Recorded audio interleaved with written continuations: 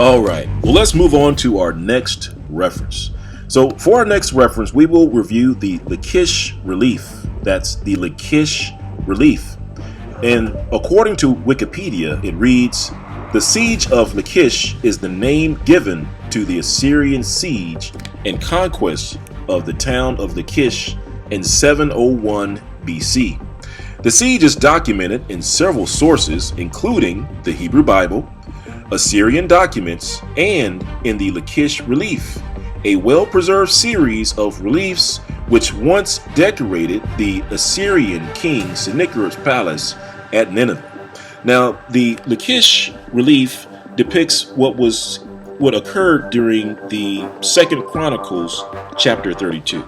So in 2 Chronicles chapter 32, verse 1, it reads, after these things, the establishment thereof, Sennacherib, king of Assyria, came and entered into Judah and encamped against the fenced cities and thought to win them for himself. And when Hezekiah saw that Sennacherib was come and that he was purposed to fight against Jerusalem, skipping ahead to verse 9, it says, after this did Sennacherib king of Assyria send his servants to Jerusalem, but he himself laid siege against Lachish and all his power with him. So the Lachish relief depicts Sennacherib's siege of Lachish, and Sennacherib ends up conquering Lachish and taking the inhabitants or the Israelites there captive. And in the Lachish relief, he depicts the captives on the walls. And as you can see, which is shown on the screen are the pictures of the captives. These are Israelite Negroid people. All right, so let's go on to our next quote. Now this comes from the Zondervan Compact Bible Dictionary, and you may have seen this reference already. However, let's go ahead and read it. In the Zondervan Compact Bible Dictionary, the definition of ruddy reads, ruddy, a word used to refer to a red or fair complexion, in contrast to the dark skin of the Hebrews. So according to the Zondervan Compact Bible Dictionary, the Hebrews are dark skinned. All right, let's move on to our next quote. Now, we're going to pick this one up mid-sentence at the top of the screen, and it reads, the black Jews of India, the Mongoloid Jews of China, the Malmuk and Tartar Jews of Caucasus, the blonde Jews of Bohemia and Germany. Now, let's pay attention here. Listen closely. It says, the brown Jews of Portugal, southern France, Italy, and the Orient. Let's read that again. It says, the brown Jews of Portugal, southern France, Italy, and the Orient. So according to this reference, the Jews of Portugal, southern France, Italy, and the Orient were brown. All right. Well, let's move on to our next quote. Now, for this quote, we're not going to count this as a reference, but this reference is just in here to give some insight into where these brown, black, swarthy, dark-skinned Portuguese Jews, Spanish and Portuguese Jews were placed. So we've read references to show that these Jews were placed on the west coast of Africa in great numbers by King John. Now this is another reference, and this reference comes from West African Studies.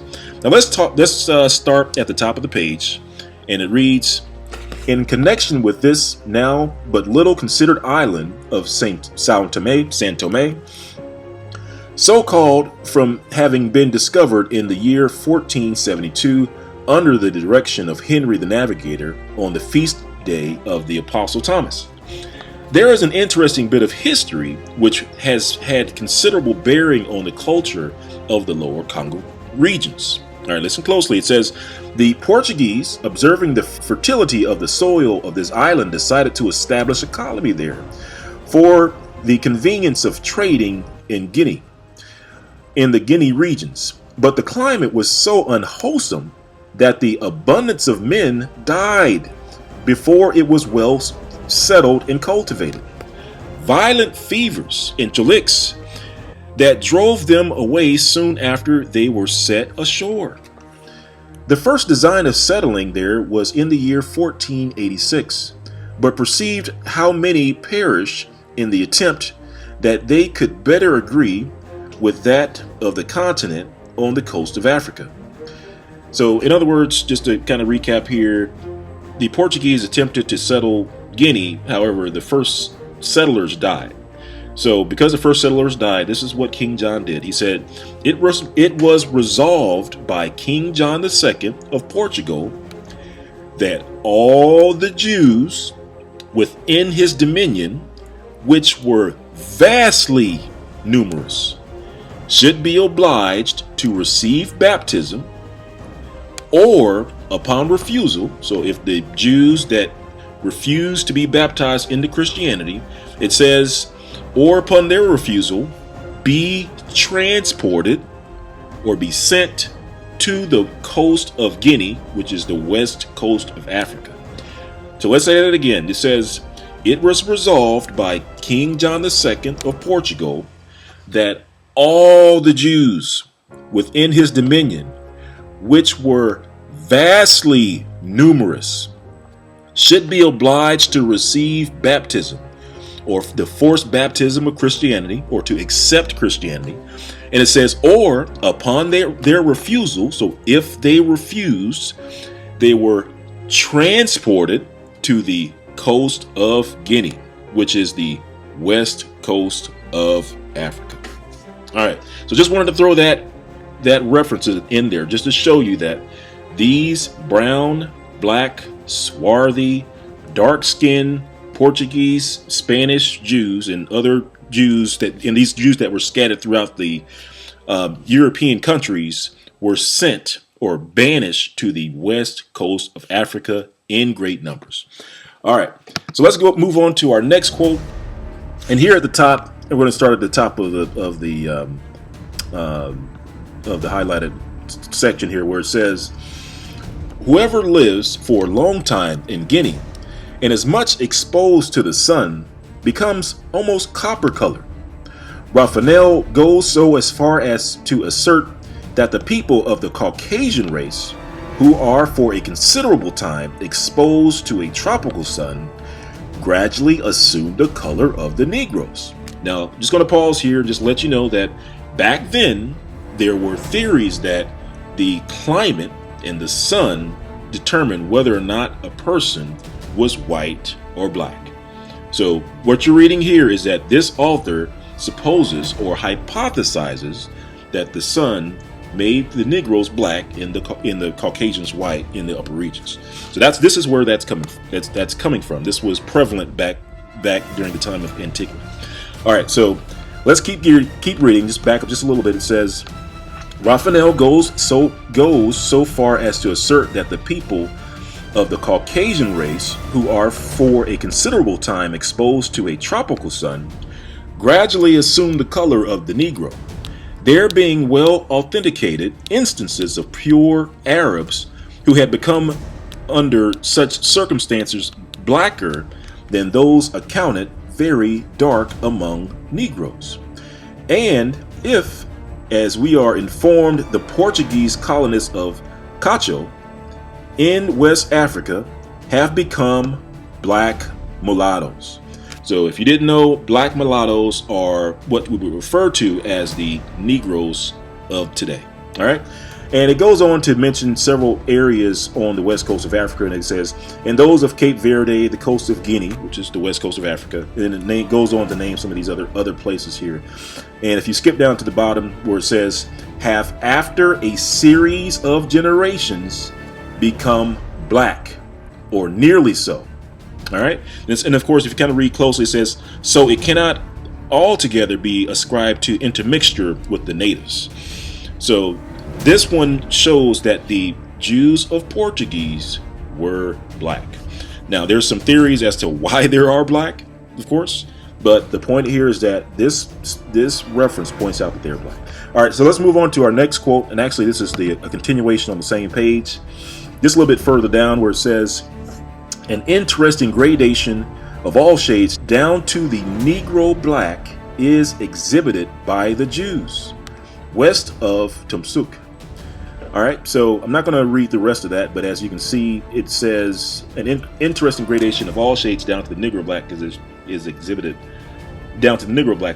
by the Jews. So just wanted to point out that it was understood that the Jews were many colors, but they were also black, of course. All right, so let's keep reading. If we go over to page 48, and it reads, though it may be that the Jews banished by John II, this is King John II of Portugal, in 1492 from Portugal, may, as Springle asserts, have intermixed with Negroes of St. Thomas.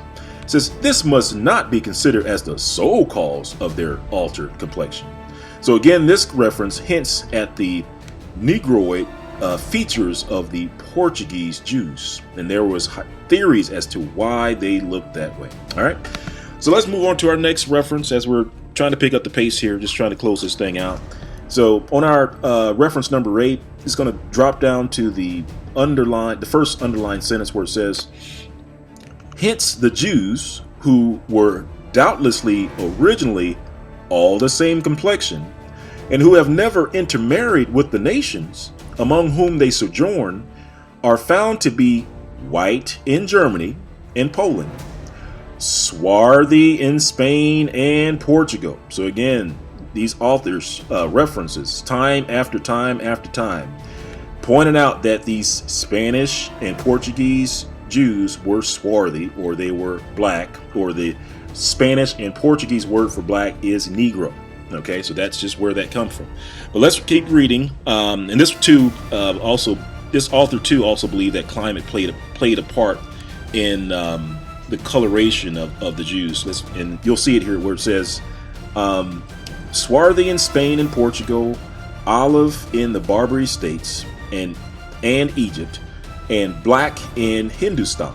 And it says, and hence a colony of Ethiopians who settled at Colchis on the Black Sea 2,000 years ago have become white. And the Portuguese who settled, now listen closely, and the these Portuguese Jews who settled 200 years since on the coast of Africa, black. All right, let's read that again. It says, and the Portuguese who settled 200 years since on the coast of Africa, black. So again, we're pointing out the fact that these Portuguese Jews were black. And as this next quote even points out, it says, he is a black Portuguese. All right. So it was a well understood fact back then. All right. Hopefully you're starting to get the point. So on this next reference, let's go ahead and read this whole reference. I'm going to start at the top of the section here where it says, another circumstance might also be mentioned by way of corroborating the argument before us. It says, and this is that the members of the same family, separated from each other and migrating into different countries, have not only changed their family complexion, but have assumed as many different colors as the different regions of the globe which they settled. It says, the Jews furnish a remarkable instance to this purpose. These people, though scattered over the face of the earth, preserve themselves a distinct people and never intermarry with any out of their own body, so as to have any mixture of blood in their veins, by which they should differ from each other.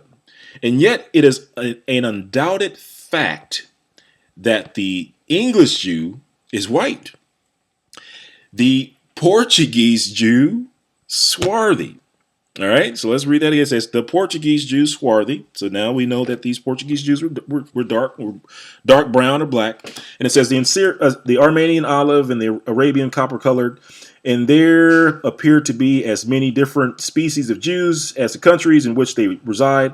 It says it appears from their testimony of the most ancient historians that the darkest black complexion has actually changed in succession of years into a pure white. So again, this author too buys into the theory that climate change the color of the Jews. All right, so let's jump over to the next page here of the same reference, and at the middle of the page of top of the section here, it says, he also observes in confirmation of this hypothesis, so this is their theory, right, that the mountaineers in warm climates, as in Barbary and Ceylon, are much fairer than the inhabitants of the valleys. That the Saracens and Moors who conquered in the northeast part of Africa in 1700, all right, listen up. All right, you got to pay attention to this one. It says, from being brown and becoming like the Negroes near the equator. All right, here we go. It says that the Portuguese who settled at Senegal, that's the west coast of Africa, in 1400 became blacks. All right. So again, the theory is that the reason why they're saying that these Portuguese Jews are black was because they're in that hot region and that turning them black. But no, they're black because they're black. All right. So so again, we're just driving home the fact that these Portuguese Jews are black, and they're still black today. All right. So as we move on to our next reference, this is reference number 5. Start again at the top of the section here, the highlighted section. Or outline section. It says, as a striking confirmation of the hypothesis that climate and mode of life have produced the varieties of color in the human race, we have a living argument in the case of the modern Jews. While it is indisputable fact that the Jews have remained a distinct people at the present day. And it reads, it says, the English Jew is white, the Armenian olive, the Arabian copper, and the Portuguese swarthy, or dark brown. All right, so that's that one. Let's move on to our next reference here. And for this one, we're going to catch this one mid-sentence at the top where it says, dwell 4,000 or 5,000 Jews who go naked and are in height 5 or 6 spans and have a feminine voice and are more black than any other color. All right. And there's another reference just showing that these Jews were black. And even reference number 3, if you just kind of jump down to the bottom, again, for any of these references, you can feel free to press pause and read the whole reference yourself. But for time's sake, we're just going directly to these references here. But you can see at the very bottom, it says the black Portuguese, right? And of course, the rest of the sentence says, and the bronze Europeans of all sorts are found in Africa. But again, these Portuguese that were in Africa were black, and it was understood that these Jews were black. All right, so there was no ambiguity about that, But it's only today that there's some sort of mystery about this. Okay, all right, so let's keep going. So we're on reference number 2. All right, so getting close to the end here. And for this one, let's see if we're going to read the whole thing. Let's see if I just jump down. If you see the lines here, well, what the heck? Let's go ahead and read it. It says, this one has to do with the Colchian Jews. It says, we learn from the work now before us that the Colchian Jews are divided into 2 distinct classes. One known as the Jerusalem Jews or white Jews, the other as the black Jews. And I just want to take a pause here just to let you know that we do have references that cover in detail these Colchian Jews. And the Colchian Jews is a good case study of the beef between the black Jews, which in our references that we have shows that the black Jews are the ancient Jews and that the white Jews or the Jerusalem Jews were the new Jews. And the references that we also have point to their ancestry, and it also points to how they resolved like who's who, like who were the legitimate Jews. We actually have an encyclopedia reference from the 1800s that nips all this back and forth between these 2 Jews in the bud. So at some point maybe we'll bring that out, but just to let you know that there is a beef between the black Jews and the white Jews as to who the actual Jews were, and this is in Colchian, India. All right. So if we keep reading, it says the former are the descendants of the first settlers by marriage solely with one another. All right, and again, what we found is that some of these Europeans latched on to the white Jews, obviously, and pointed out that these black Jews were the I guess the imposter Jews at the time. And of course, when they asked the black Jews, are you guys new Jews or descendants from slaves? And they said, we are the Jews. We are the real Jews. And they refuted what these white Jews or these European Jews asserted about them not being the real ones. So it's an interesting read. But anyway, just a sidebar there. Let's keep reading. It says, their complexion is not European, but it is pale olive freshness, most nearly allied to it. It says, and the delicate carnation of the tips of the fingers proves that no native blood flows in their veins. And it reads, says, this retention of complexion and features for so many centuries is truly astonishing when it is considered that the descendants of the Portuguese are generally of a darker hue than even the Aborigines of the country.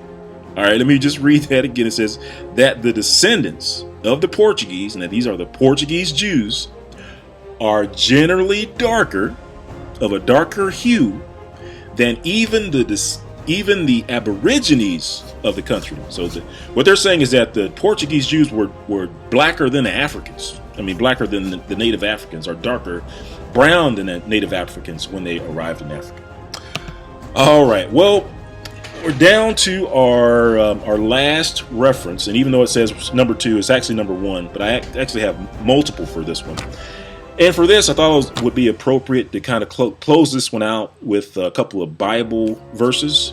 There are multiple verses in the Bible that point out that the Hebrew Israelites were black. Of course, where you had Moses performing the miracle in front of Pharaoh. One of the miracles was that he had to stick his hand in its bosom and pulled it out, and it was white, and he stuck it back in, and it was this natural color.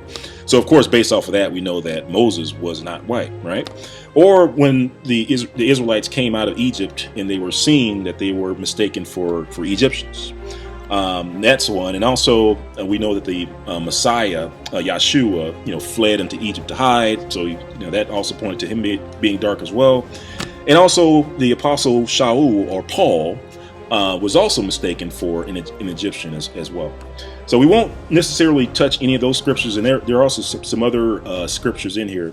But I'm just going to pull out just a few interesting ones, like the one you see on your screen, which is Job 30:30. When during the famine, Job goes on to say on 30:30, he says, "My skin is black upon me, and my bones are burned with heat."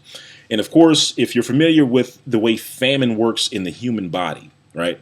So with people of color, if you ever seen pictures of famine in the land, people of color turn black. Their skin turns black. People that don't have aren't people of color, their skin turns yellow. So this too also points to the Hebrew Israelites as being black. And that was, I believe that the term for that is hyperpigmentation. It's called hyperpigmentation. Okay, and also in Leviticus is actually a good read. This one, Leviticus in particular, chapter 13, is a good chapter to tell us what color the Hebrew Israelites were not. Let me say that again. Leviticus chapter 13 is a good chapter to show what color the Hebrew Israelites were not. In other words, so when you go through this part of Leviticus and it tells you these colors that are contrary to the skin of the Israelites, this is how we know that what the Israelites look like. We can take that out from these scriptures. For example, let's start with at the top where it says Leviticus 13 and verse 4 says is going through the cleanliness of the skin, and it says, "If the bright spot be white in the skin of the flesh." So we know based off of this scripture that the skin was not white, right? So this bright white spot was contrary to the default or regular skin color of the Hebrew Israelites. Or if you read Leviticus 13 verse 39, it says, "Bright spots in the skin of their flesh." So we know that the skin can't be bright, right? I mean, that's obvious. So you have to have some sort of tone to contrast this bright white spot, right? And it says, "Bright spots in the skin of their flesh be darkish white, it is a freckled spot. All right. So we know that the skin couldn't be either darkish white. It has to be a color contrary to darkish white. Or if you read the next one down, Leviticus 13, verse 43, it says, if the rising of the sore be white reddish. Right. So the white reddish is a tone contrary to the skin. And just to kind of pick up the pace here, just go on. It says, if the plague be somewhat dark. So we know the skin couldn't be somewhat dark. Right. And then Leviticus 13:19, and it says, and in the place of the boil, there be a white rising. So we know the skin couldn't be white. Or it says it be a bright spot. So we know the skin couldn't be bright. White and somewhat reddish. So we know the skin couldn't be white or somewhat reddish. All right. So just wanted to point out that Leviticus, that one is a good section to show us what color the Hebrew Israelites were not.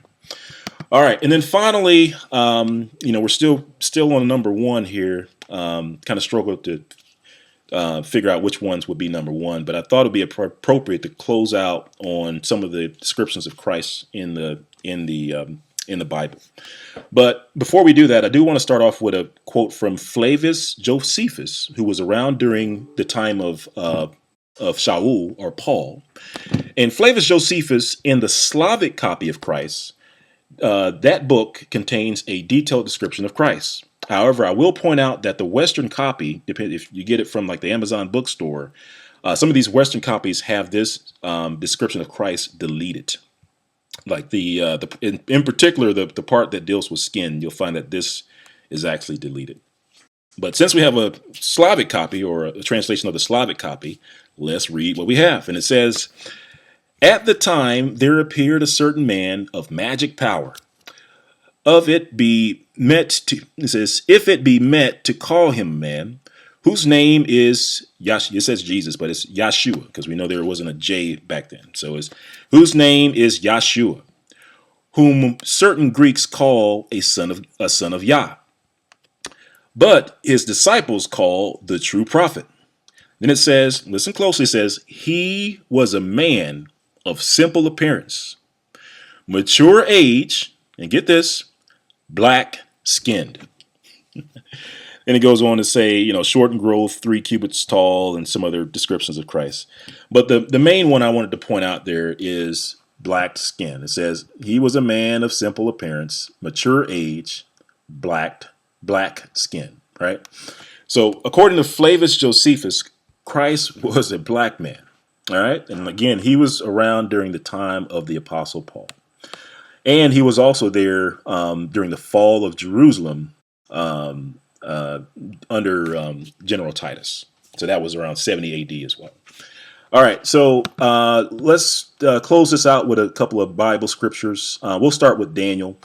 But let's look at Daniel 10, verse 5, and it says, Then I lifted up mine eyes and looked, and behold, a certain man clothed in linen, whose loins were girded with fine gold of Uphaz. His body also was like the beryl, and his face as the appearance of lightning, and his eyes as a lamp of fire, and his arms, now let's pay attention, it says, and his arms and his feet like in color to polished brass, and the voice of his words like the voice of a multitude. Revelations 1 verse 13, it says, And in the midst of the 7 candlesticks, one like unto the Son of Man, clothed with a garment down to the foot, and girt about the paps with a golden girdle.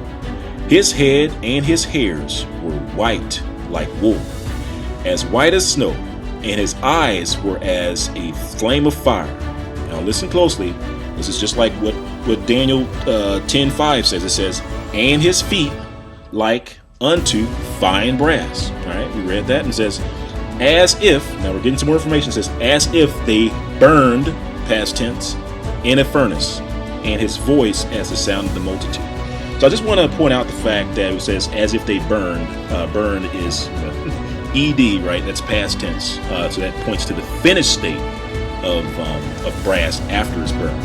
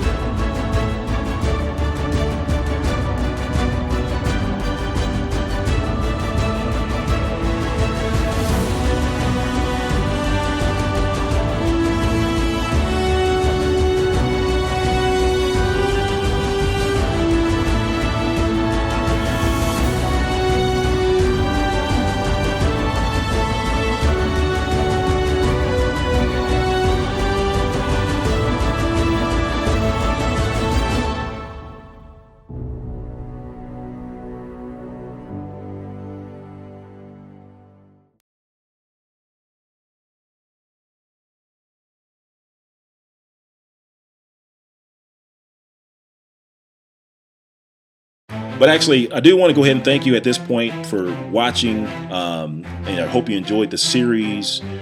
Stay tuned. We hope to come out with some additional new videos. I believe one of the videos on the horizon hopefully has to do with the Hebrew Israelites Part 2. And then we're going to do just a quick series on the law. I've seen a couple of pastors out there kind of do some misquotes, in particular with Galatians. So we're going to see if we can clean that up in a couple of videos to come. All right, well, thanks for watching. Have a great day, and shalom.